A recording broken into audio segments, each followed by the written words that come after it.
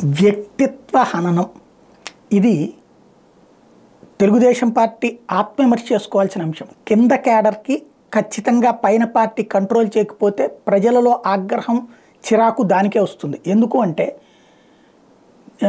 ఈనాడు ఆంధ్రజ్యోతి మీదన చాలామంది కోపం ఉంది, ఇంక్లూడ్ నాకు కూడా.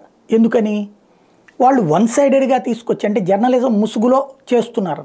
సాక్షి వచ్చేటప్పటికి అది పక్కా వైఎస్ఆర్ కాంగ్రెస్ పార్టీ పేపర్, వీళ్ళేమో జర్నలిజం ముసుగులో పార్టీకి పనిచేస్తున్నారు. సరే, కానీ నేను విమర్శిస్తా వ్యక్తిగతంగా ఎప్పుడు అంటే వాళ్ళ పిల్లల గురించినో వాళ్ళ భార్యల గురించినో ఇది ఎప్పుడు నేను మాట్లాడను.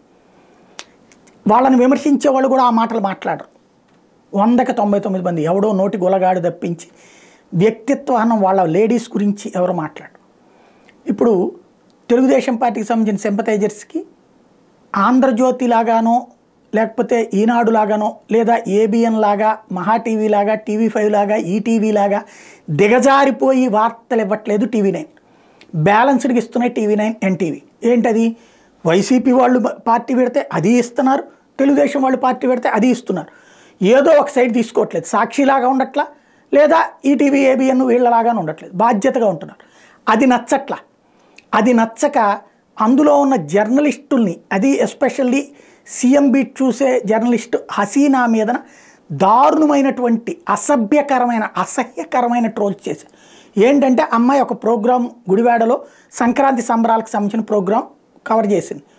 ఆ సందర్భంగా కొడాలి నాని వెహికల్ మీద బండి మీద తను కూర్చుంది. దాన్ని పెట్టుకుని పాటలు పెడుతూ బావా అంటూ ఇట్లా అసహ్యకరమైన తెలుగుదేశం పార్టీ పేరుతోనే ఉన్నటువంటి పేజీల మీద తెలుగుదేశం పార్టీ గ్రూపుల్లోనే తిప్పారు. ఇంతకంటే నీచం మరేమైనా ఉంటుందా?